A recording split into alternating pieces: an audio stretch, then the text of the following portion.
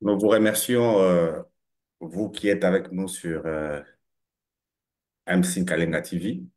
Nous bénissons l'Éternel pour la grâce que vous nous faites d'être là ensemble avec vous. Euh, Nous passons à une heure qui n'est pas habituelle, mais comme il a été dit que chaque mercredi, il faut que la chaîne fonctionne. C'est ainsi qu'aujourd'hui, particulièrement, nous passons avec notre bien-aimé, les serviteurs de Dieu d'El Lumbu, qui se retrouve en ce moment en République démocratique du Congo, particulièrement au Nord Kivu.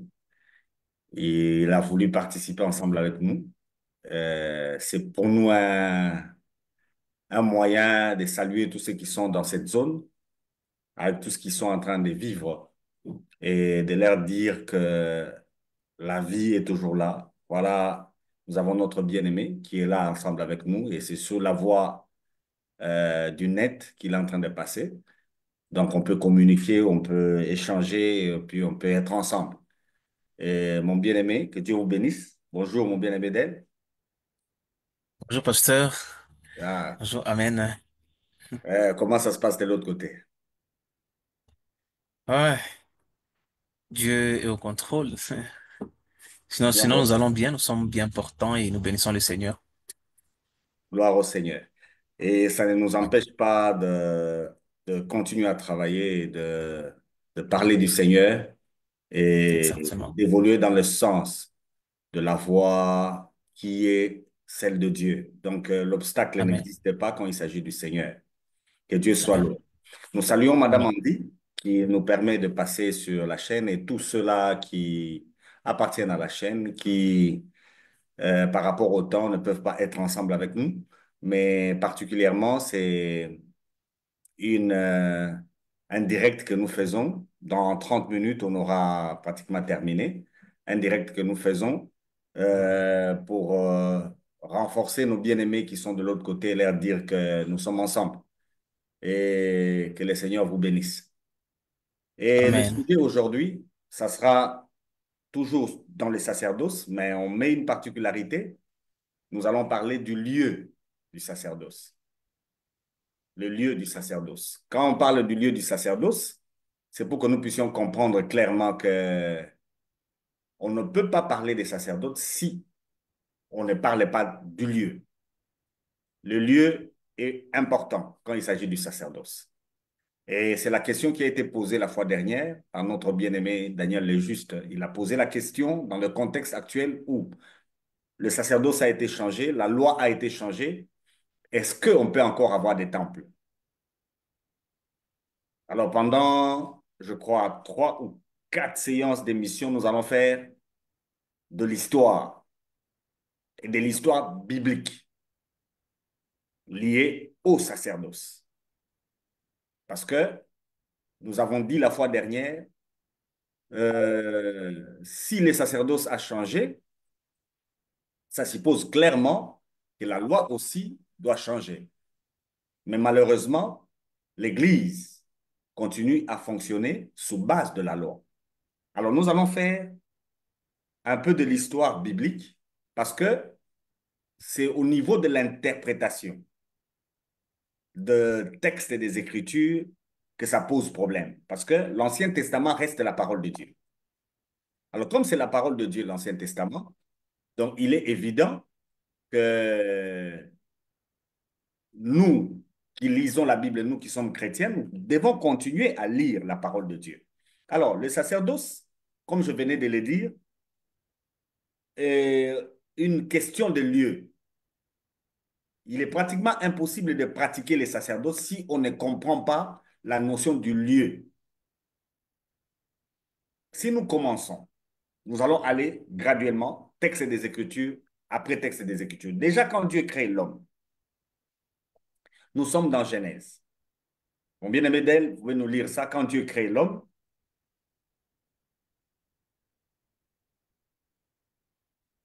dans son Genèse création, combien, pasteur? Genèse chapitre 2, le verset 15.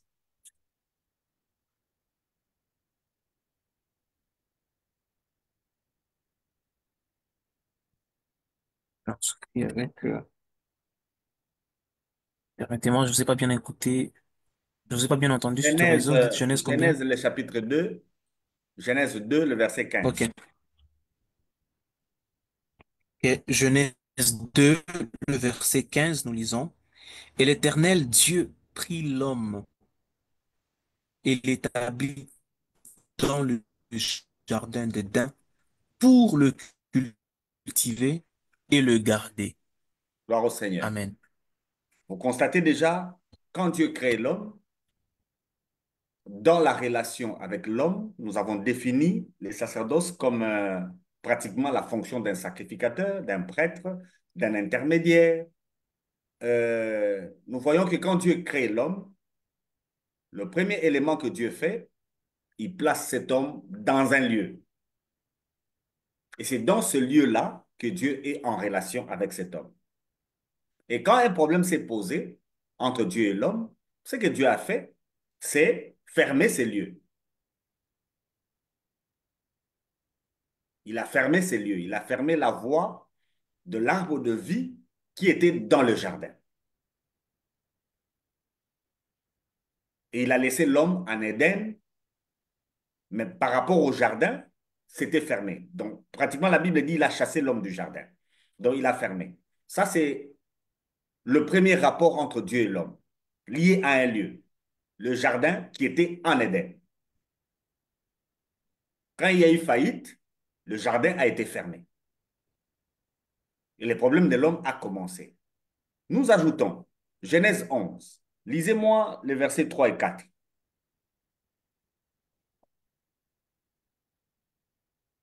Le verset 3 et 4 dit, il bénit le septième jour, il en fit Genèse un 11. jour qui, Genèse 11, mon ok, bien-aimé. excusez. Genèse 11, le verset 3 et 4, nous lisons, ils se dirent les uns aux autres, allons, moulons des briques et cuissons-le au four.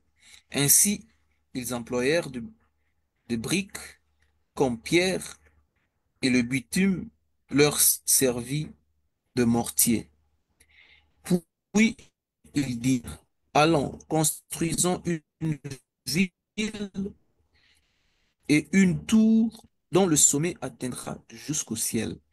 Alors notre nom deviendra célèbre et nous ne serons pas disséminés sur l'ensemble de la terre. Amen.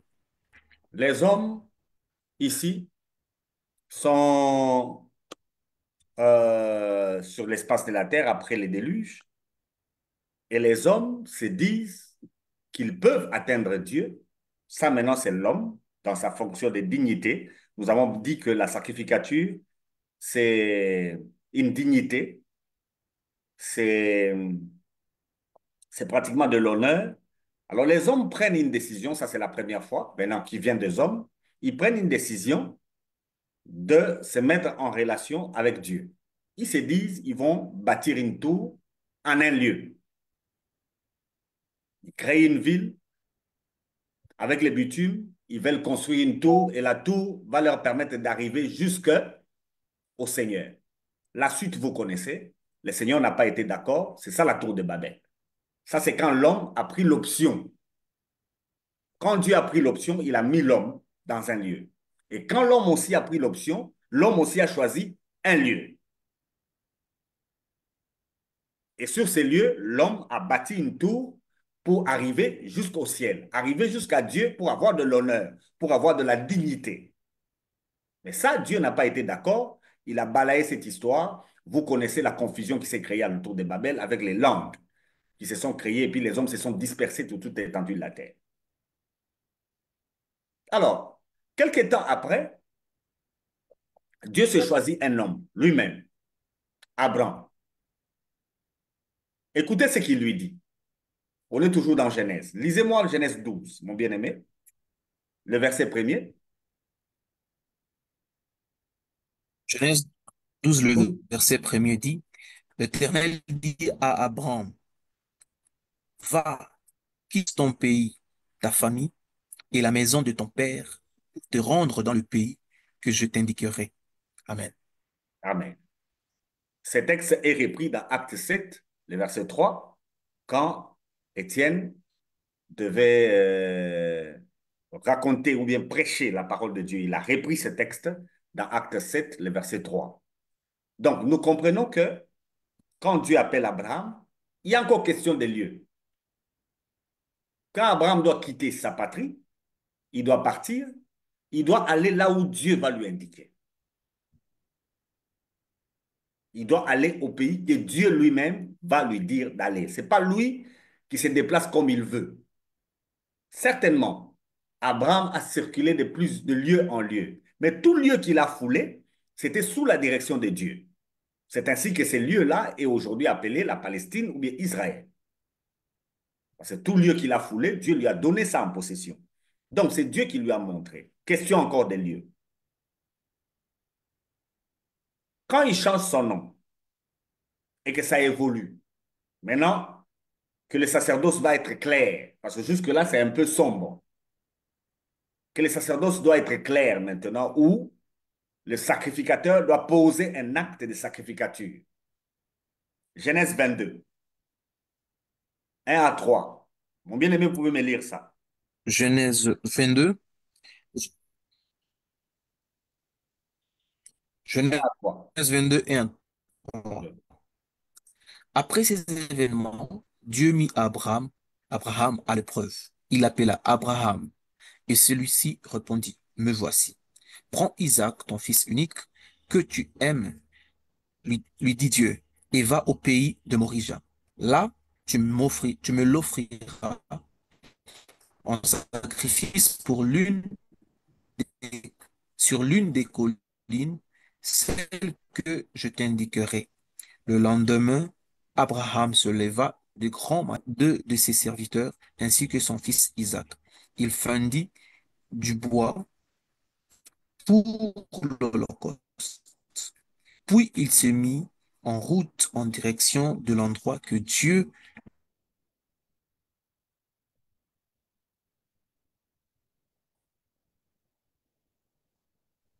Gloire au Seigneur. Donc, vous voyez encore ici, question de lieu. Mais cette fois-ci, c'est pour offrir à Dieu. Pour qu'il offre à Dieu, Dieu indique un endroit. Et quand Abraham partira, nous avons déjà travaillé sur ces textes, ceux-là qui nous rejoignent, allez sur MC Kalenga TV, il y a d'autres vidéos que vous pouvez suivre et comprendre certains éléments sur lesquels nous passons vite. Mais nous ne sommes pas contre s'il y a des questions qui peuvent être posées liées à cette matière-là. Nous répondrons encore aujourd'hui. Mais c'est l'adoration, la première fois que l'adoration apparaît. L'adoration apparaît dans un contexte de sacerdoce. Il faut offrir Isaac, mais pas n'importe où. Il faut l'offrir à Morija sur la montagne que Dieu va indiquer à Abraham. Donc, parler de sacerdoce sans maîtriser la notion du lieu où le sacerdoce peut se faire est un sérieux problème. Et étudier la Bible avec ces lieux qui sont en train de se succéder par rapport au sacerdoce sans comprendre pourquoi ces lieux posent encore un problème jusqu'aujourd'hui à l'Église. Il y a une vidéo avec nous ici, on a déjà traité de ce cas d'Abraham à Morija. Nous avons dit clairement qu'Abraham avait échoué. Et c'est ce que Hébreu nous dit.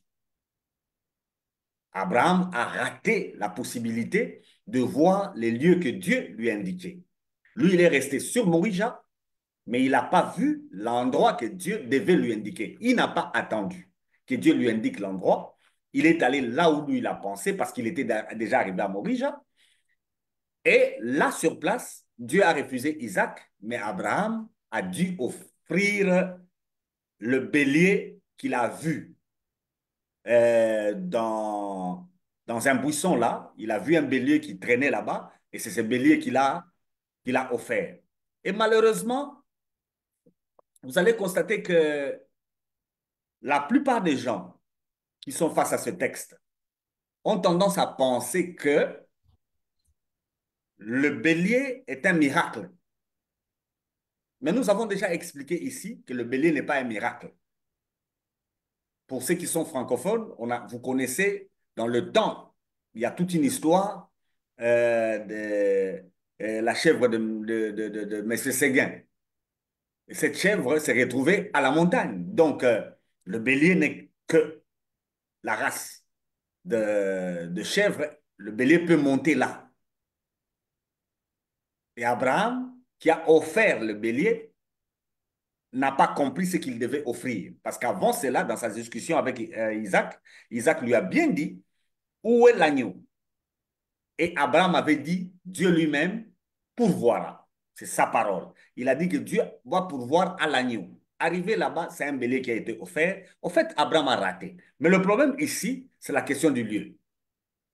Le lieu, Dieu a cité maintenant le nom. Si l'adoration doit se faire, Dieu a cité le nom de Morija. Tout au début, il y avait Éden, mais en Éden, on avait chassé l'homme. Mais dans la suite de temps, quand il appelle Abraham, il dit il ira au pays que lui va lui indiquer. Mais pour l'adoration, Dieu a cité Morija. Dieu a cité. Le lieu de l'adoration est connu, c'est à Morija. Mais à Morija, sur une montagne que Dieu va indiquer. Donc, si on doit faire les sacerdoces est lié au lieu. Mais à partir de ce moment, les choses vont se compliquer dans la Bible. Pourquoi? Parce que la culture d'offrir à Dieu est déjà installée. Les enfants d'Abraham savent qu'il faut offrir à Dieu. Ils vont commencer à offrir. Mais ils vont commencer à offrir où? C'est là que les problèmes vont se créer. Par exemple, avec Jacob, Genèse 28, 17, nous pouvons lire. Genèse 28, le verset 17, nous lisons, Oui. il fut saisi de crainte et ajouta, ces lieux est redoutable. Ce n'est peut-être que le sanctuaire des dieux. C'est ici la porte du ciel. Amen. Il dit, parce qu'il a eu une vision en un endroit, Jacob dit que cet endroit-là était redoutable, et pour lui, c'est la porte du ciel, et c'est la maison de Dieu. Cet endroit, jusqu'aujourd'hui, existe, ça s'appelle Bethel, parce qu'il a eu une vision avec Dieu, il a fait une expérience avec Dieu. Dans le sacerdoce, il est question d'expérience avec Dieu. Il a fait une expérience avec Dieu. Alors, le lieu là, pour lui, a eu de la valeur et il l'a appelé Bethel. Il n'y a pas que lui. Judas a fait la même chose. Joseph a fait la même chose. Tous les enfants d'Israël ont fait la même chose. Et avant eux, leur papa Isaac a fait la même chose. Ils donnaient des noms aux endroits selon qu'ils avaient une expérience avec Dieu. Et jusqu'à aujourd'hui, ces endroits-là nous posent problème. Parce qu'à chaque endroit, il y a une expérience. Est-ce que ces expériences-là, c'est le sacerdoce? Je peux m'arrêter là et on peut échanger, mon bien-aimé d'elle. Comme on n'a pas assez de temps et qu'il nous reste juste 12 minutes. Euh, Pasteur, la première question c'est pour juste revenir sur le verset 17 de l'expérience de Jacob. Et si nous prenons l'expérience d'Abraham, où Dieu lui indique le lieu, et Abraham était serein que à la montagne de l'Éternel, il sera pourvu.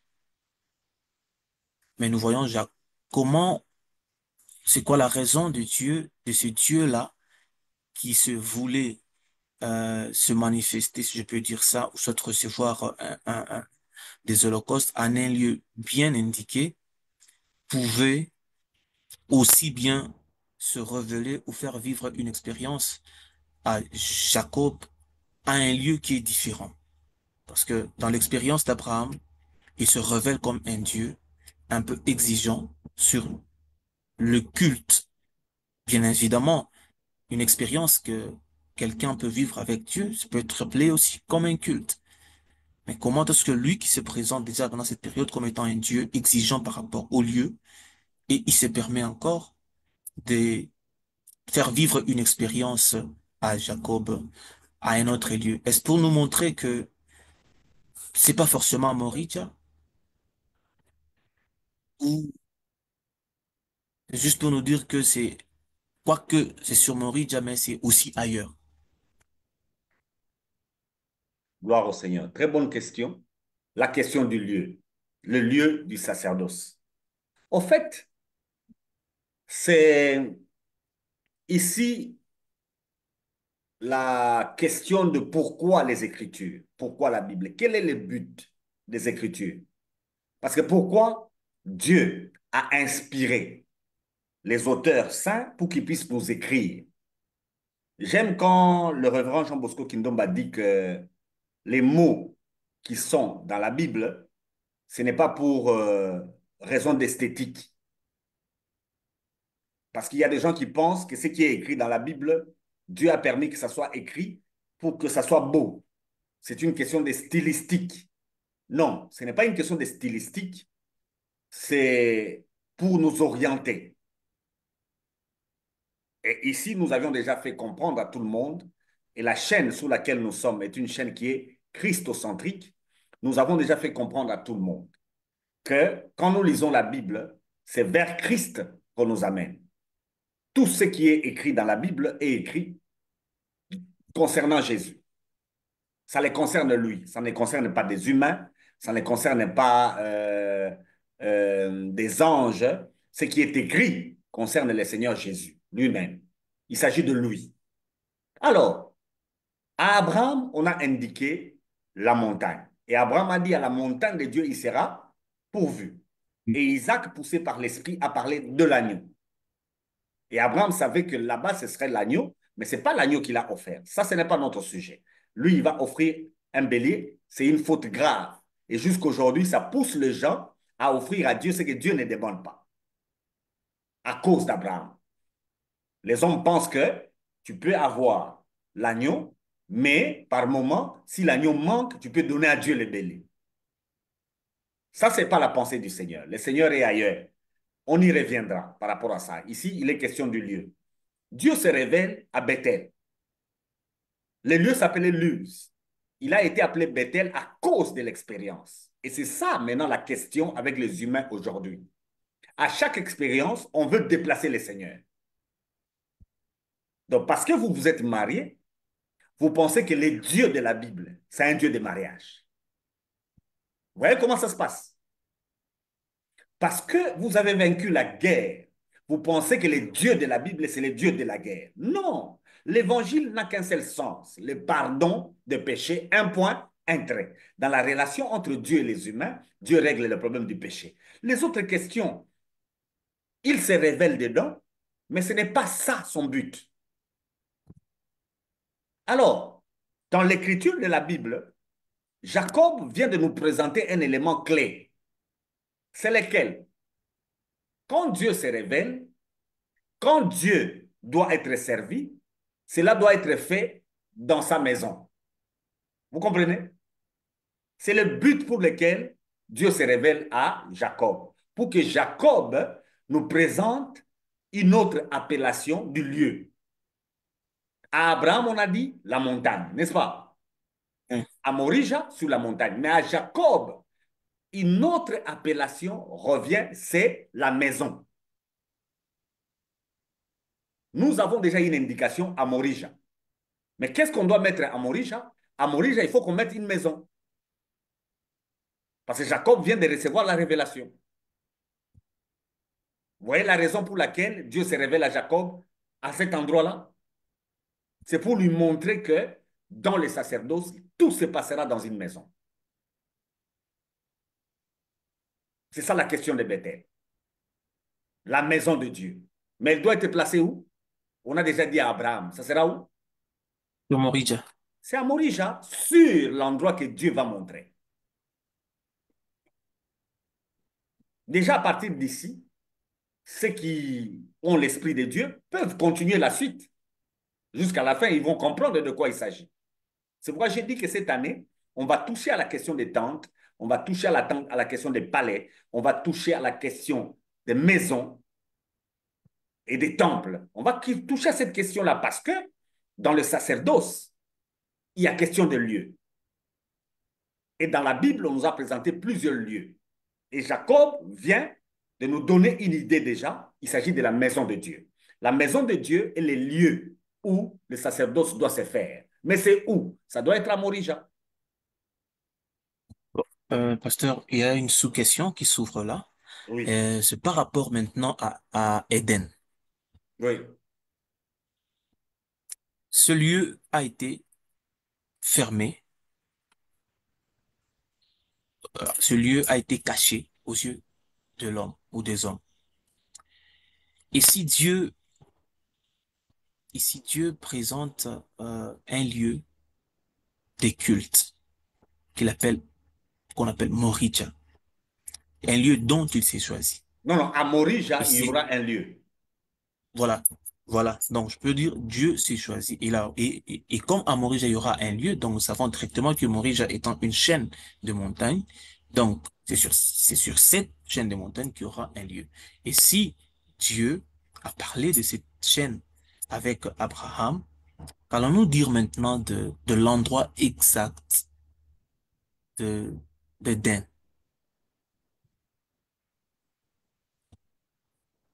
Nous Parce que ma avons déjà question, échangé, nous avons déjà échangé ici.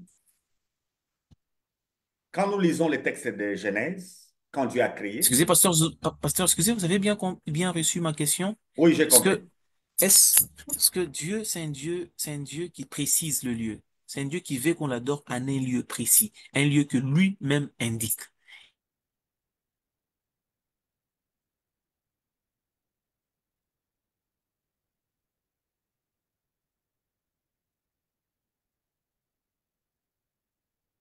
Vous êtes là?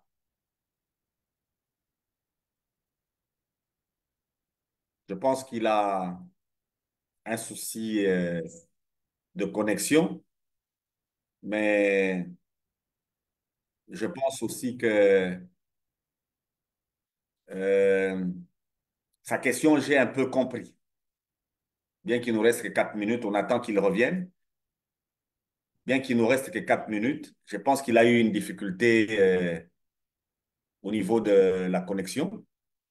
Comprenez, là où mon bien-aimé se trouve.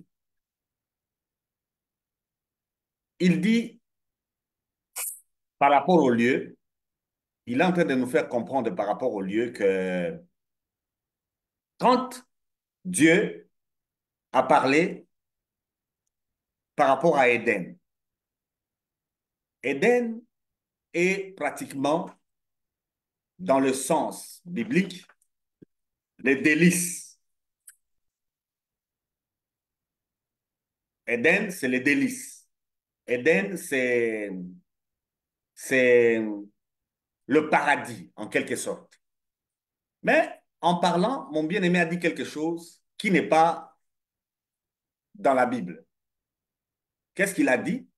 Il a dit que Éden a été fermé. Non, Éden n'a jamais été fermé parce que en Éden, Dieu avait placé un jardin et dans ce jardin, c'est là où il avait placé l'homme. Et quand l'homme a chuté, pratiquement Dieu a fait partir l'homme du jardin et il a fermé le chemin de l'arbre de vie, mais il n'a pas fait partir l'homme d'Éden. C'est à ce niveau où, mon bien-aimé d'elle, dans sa question, lui, il pensait que Dieu a fait partir l'homme d'Éden. Non, en Éden, l'homme est resté jusqu'aujourd'hui. Au fait, Éden, c'est justement la terre qui est vivable jusqu'aujourd'hui, la terre que nous habitons aujourd'hui. Mais quand Dieu a créé, qu'est-ce qui s'est passé? Il a dit que le sec paraisse. Il n'y avait que de l'eau et le sec est apparu. Et quand le sec est apparu, la terre était juste au centre, entourée des eaux. Et d'une manière géographique, nous l'avions déjà dit ici, vous pouvez rejoindre les autres vidéos, Vous allez comprendre que la géographie nous donne raison. Il est de retour. Que Dieu soit loué. Amen. Je pense que j'avais compris la question. La Oui. question, c'était, parlant de Éden, Mhm. Dieu, comment il a fermé cet endroit où il avait placé l'homme pour que l'homme Mhm. soit en relation avec lui. En répondant, j'ai dit que sur MC Kalenga TV, il y a d'autres vidéos. Et dans ces vidéos-là, vous pouvez vous retrouver clairement avec cette explication qu'à la création, Dieu a fait apparaître les secs au milieu des eaux. C'est-à-dire, en premier lieu, sur cette terre, il n'y avait qu'un seul continent. Il n'y en avait pas cinq comme aujourd'hui, parce que la compréhension actuelle est une compréhension des cinq continents, est une compréhension de Morija qui se trouve au Moyen-Orient. C'est la compréhension que nous avons. Mais la compréhension première est que on a juste un seul continent et au centre de ce seul continent se retrouve Éden. Et, pardon, au centre de ce continent se retrouve le jardin en Éden. Donc, en Éden, il y a un jardin. Et par la suite, on a eu ce qu'on a eu comme continent. Là, on n'entre pas dans des débats purement scientifiques. Après les déluges et consorts, on n'entre pas dans ces débats-là. Mais la réponse était laquelle, que j'étais en train de donner à nos bien-aimés, c'est que Dieu n'a pas fermé Éden. Dieu a fermé les jardins. Et particulièrement l'arbre qui était dans le jardin. C'est l'arbre de vie. Donc, en matière de sacerdoce, nous allons constater qu'il est question de vie. Le sacerdoce a pour objectif, nous allons le voir, la vie qui doit être transmise à ceux-là qui participent au sacerdoce. Et cette question est déjà posée à partir du jardin d'Éden, où il y a l'arbre de vie.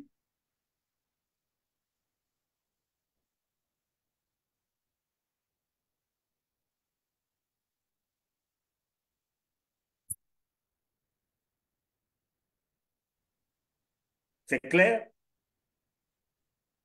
Oui, c'est clair, ça. Merci beaucoup. C'est pratiquement nos 30 minutes. S'il y a un mot à dire, vous le dites. Et puis, Ouais, aujourd'hui, c'est juste euh, dire que nous avions parlé du lieu de culte dans l'ombre, par rapport à l'ombre. Et tous les versets exploités nous ramènent toujours dans l'ombre. Et je pense ou je crois que les séances qui suivront nous amèneront maintenant dans les choses qui reflètent l'ombre. Elle nous amènera aussi à exploiter certains versets de la Nouvelle Alliance pour voir, concilier avec l'ombre, tel que l'ombre qui est l'Ancienne Alliance, tel que l'Ancienne Alliance présente le lieu. Est-ce qu'aujourd'hui, maintenant, on se dira que c'est aller chercher Moridja? Parce qu'aujourd'hui, cette maison, c'est maintenant des bâtiments euh, décorés, embellis comme nous le voyons aujourd'hui, qui sont ces maisons que Jacob a dites qui seront sur euh, le lieu sur Moridia. Et je pense que on a beaucoup à couvrir encore pour les séances qui suivent. Merci. merci beaucoup, mon bien-aimé. Effectivement, c'est de ça qu'il s'agit. C'est de ça qu'on doit parler. Et à tous ceux-là qui nous rejoignent maintenant et ceux-là qui vont regarder la vidéo en différé, j'aimerais juste vous dire une seule chose. Nous allons ensemble faire de l'histoire. Nous allons aller graduellement jusqu'à la fin des textes et des Écritures. Comme mon bien-aimé vient de dire, l'Ancien Testament n'est pas l'Ancienne Alliance. Jusque-là, nous n'avons pas encore touché à l'Ancienne Alliance.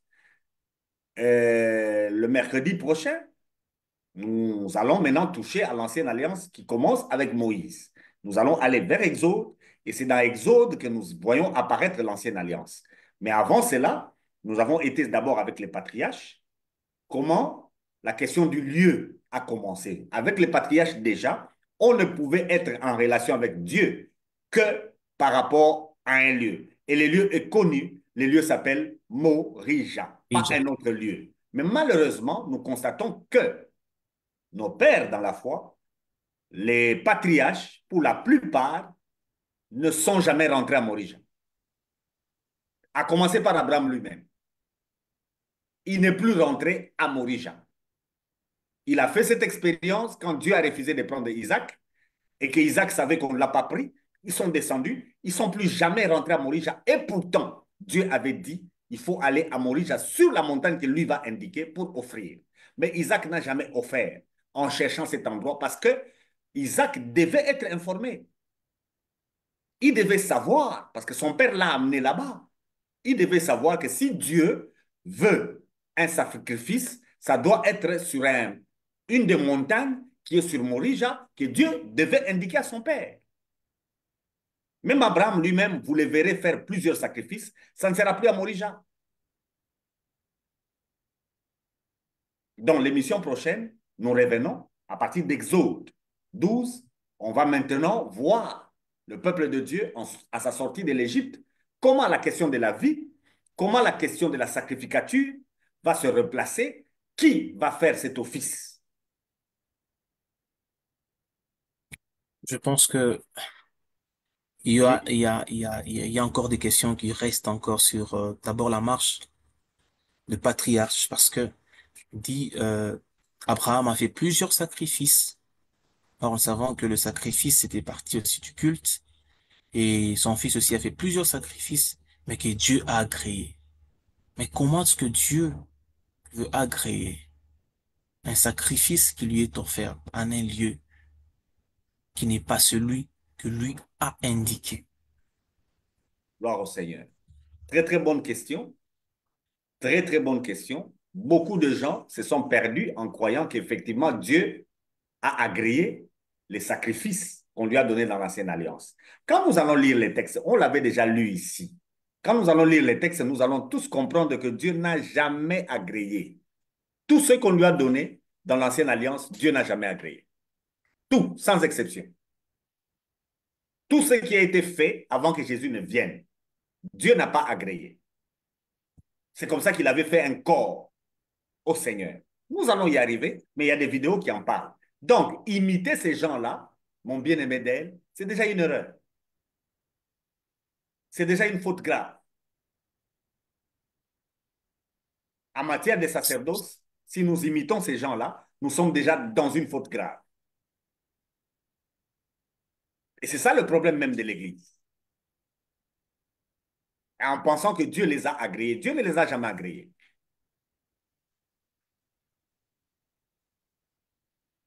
Gloire au Seigneur. Merci. Euh, Juste une dernière chose, peut-être parce que bien qu'on aura beaucoup plus d'explications sur ça. Il y a juste une chose qui me vient à l'esprit pour dire, et si Dieu n'avait pas agréé cela, est-ce que c'était un acte peut-être de désobéissance qu'Abraham a fait, et dans son aussi d'ignorance, parce que pas d'ignorance, parce qu'il savait, mais ça s'expliquerait comme un acte de désobéissance. Et plusieurs fois il est venu avec ça, mais c'est quoi qui a empêché Dieu de ramener Abraham à la raison ou de lui faire rappeler le lieu qu'il lui avait indiqué, que de le laisser continuer à commettre des erreurs en erreur, puisque lui n'a créé pas ses sacrifices. Si Dieu se plaisait-il de ces erreurs d'Abraham? Est-ce que tu peux me lire? Vous nous excusez, nous prenons encore 5 minutes pour terminer parce que on doit répondre à cette question qui est capitale et après on ferme. Le psaume 40, le verset 7, que tu peux associer à Hébreux 10, le verset 8. Ok. Psaume 40, Psaume 40, le verset 7. le verset 7, nous lisons, tu n'as voulu ni offrande ni sacrifice, tu m'as offert l'oreille, car tu n'as demandé ni holocauste ni sacrifice pour expier le péché. Ça se trouve dans l'Ancien Testament, n'est-ce pas? Ouais. OK. Hébreux 10, le verset 8. Nous allons dans Hébreux 10, le verset 8. Hébreux 8, 18. Il commence ainsi par dire, tu n'as voulu ni sacrifice, ni offrande, ni holocauste, ni sacrifice pour le péché. Tu n'y as pris nul plaisir. Pourtant, ces sacrifices sont offerts conformément à la loi. Dieu Amen. avait-il pris plaisir au sacrifice et au holocauste qu'on lui donnait dans l'Ancien Testament? Non, selon Hébreu. Non, non, il faut seulement dire non. Hébreu, c'est la parole de Dieu. Et Amen. David déjà, nous allons aussi le voir. Il est dans l'Ancien Testament. David déjà, voyez ça. Mm. Et Dieu n'avait Mm. pas besoin de ça. Mais pourquoi ces choses ont été écrites? Ces choses ont été écrites. Il ne faut pas dire qu'Abraham était désobéissant à Dieu. Non, ce n'est pas ça. Abraham n'était pas désobéissant à Dieu. Abraham agissait pensant que Dieu qui veut un sacerdoce, Dieu est d'accord avec l'acte qu'on pose devant lui. Or, par rapport au sacerdoce, c'est question de lieu.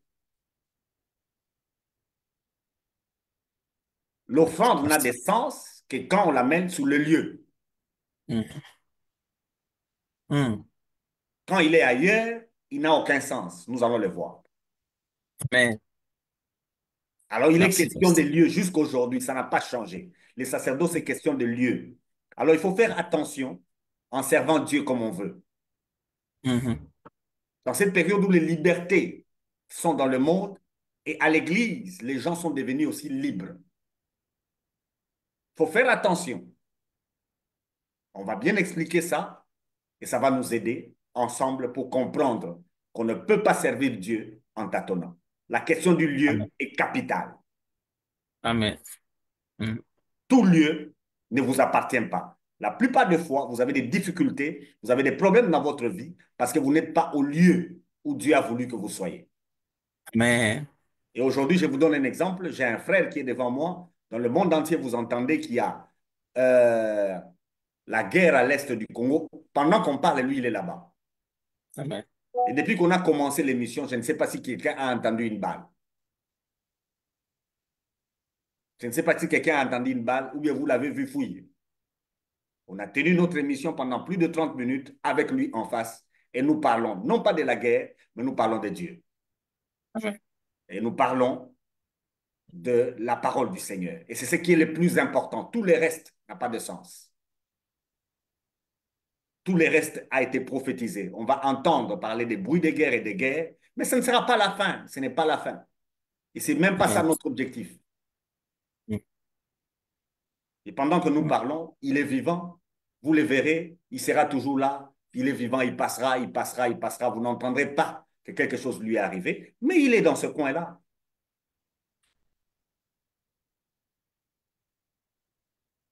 Un dernier mot, mon bien-aimé. Toi qui es dans ces coins-là, dans une tente, Dieu te bénisse. Merci beaucoup. Amen. Amen. Merci beaucoup, pasteur. C'est vraiment